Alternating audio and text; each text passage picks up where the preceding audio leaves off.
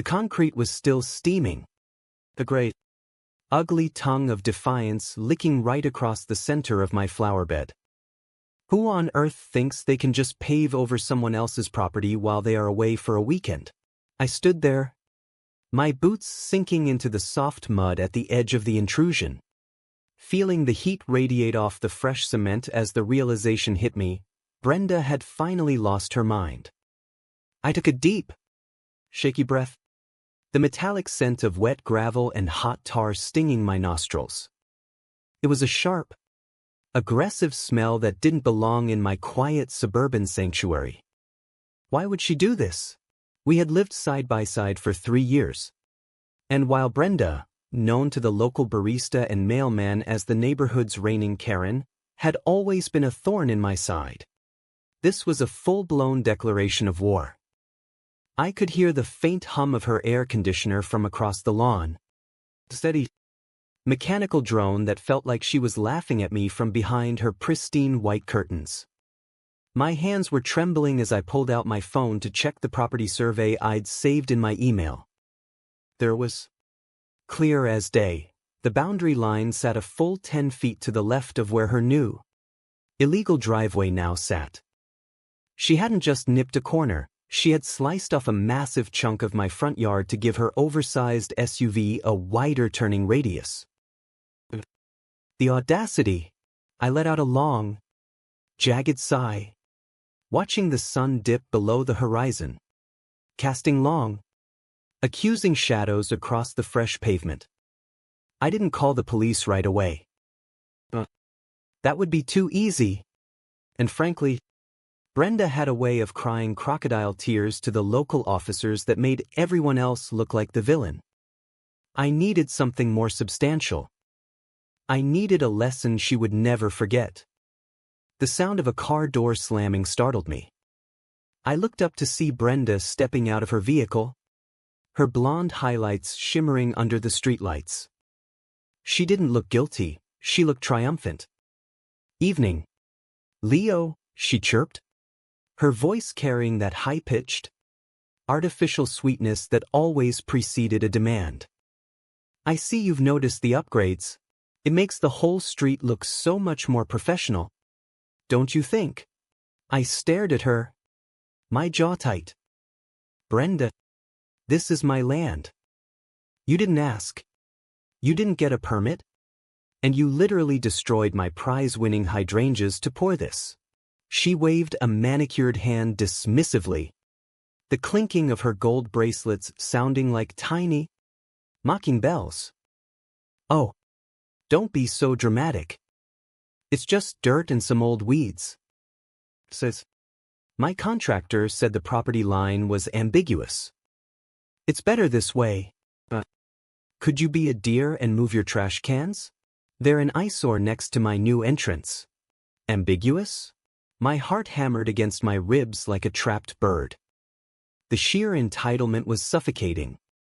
I felt a cold, calm anger wash over me, replacing the initial shock. I didn't argue. I didn't yell. I simply tilted my head, gave her a small, tight smile, and whispered, "We'll see about that, Brenda." That night, I didn't sleep. I listened to the crickets chirping outside. Their rhythmic sound usually peaceful, but now it felt like a countdown.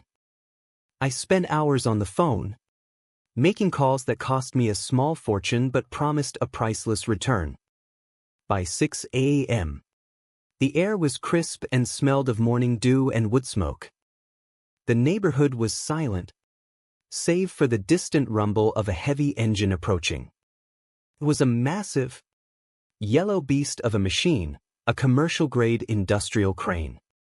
The driver, a burly man named Gus who seemed to appreciate the irony of my situation, hopped down and looked at the driveway. "You sure about this, pal? It's a bold move." "Positive," I said, the word feeling heavy and solid in the morning air. "Place it exactly on the line. Not an inch over her side, but not an inch back from mine." The mechanical groan of the crane's hydraulics was music to my ears. The sound of metal meeting pavement echoed through the sleepy street. Gus lowered a massive 4-ton concrete barrier, the kind they use for highway construction, directly onto the middle of Brenda's brand-new driveway.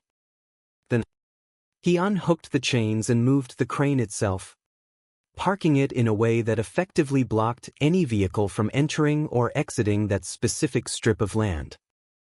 I sat on my porch with a steaming mug of black coffee, the bitter taste grounding me.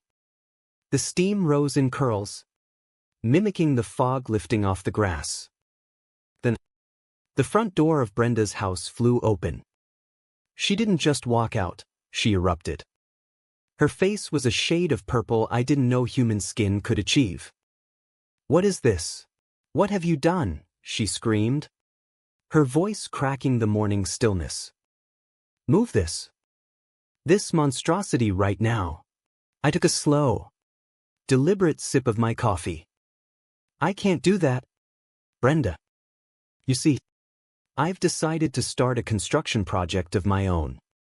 This crane is rented for the next month. And since it's parked entirely on my property, which happens to be where your driveway is, it's going to stay right there." "You're insane," she shrieked, stomping her foot on the very concrete she'd poured yesterday. "I have a dinner party at noon. My car is trapped in the garage. I'll call the cops. I'll sue you for everything you have." "Please do," I replied, my voice steady and cool. "I have the survey, the photos of you trespassing, and the invoices for my destroyed landscaping. Would you like to see them now? Or should we wait for the officers to arrive?" The look on her face was a masterpiece of crumbling confidence. She realized, perhaps for the first time in her life, that the world didn't bend to her whims. She tried to push against the concrete barrier, a pathetic gesture that only resulted in her chipping a nail. The sound of her frustrated sob was a sharp contrast to the peaceful morning birdsong. The police did arrive. Of course. They looked at the survey, looked at the massive crane, and then looked at Brenda, who was currently mid-tantrum, pointing and yelling about visual harassment. The lead officer, a tired-looking man who clearly had dealt with Brenda's emergencies before, just sighed. "Ma'am," he said, pushing his hat back. "He's on his property. You built a permanent structure on his land without a permit. Technically, he could have you charged with trespassing and vandalism. If I were you, I'd stop shouting and start looking for a jackhammer." The silence that followed was heavy, thick with the smell of Brenda's pride burning. She looked at the crane, then at me, her eyes darting like a cornered animal. The twist she didn't expect? I had already filed for an injunction. Not only was the crane staying, but I had a court order being processed to force her to pay for the professional removal of the concrete and the restoration of my garden. As she stood there, defeated and stranded in her own home, I felt a surge of something more than just spite. It was the realization that silence isn't weakness, and kindness isn't an invitation for abuse. People like Brenda rely on the politeness of others to fuel their greed. They count on you being too nice to fight back. But when you finally stand your ground, the ground itself becomes your strongest weapon. "You're a monster," she hissed, her voice low and venomous. "No, Brenda," I said, standing up and stretching, feeling the warmth of the rising sun on my face. "I'm just a neighbor who finally drew a line. And as you can see, it's a very solid line." In the end, it took 3 days of her being trapped before she agreed to pay for every cent of the damages, plus the rental cost of the crane. The neighborhood watched in a collective, silent cheer as the concrete was finally broken up and hauled away. Justice isn't always about winning a fight. Sometimes, It's about making sure the person who started it realizes they never stood a chance. As the last piece of her illegal driveway was tossed into a dumpster, I realized that true peace doesn't come from avoiding conflict. It comes from having the courage to end it on your own terms.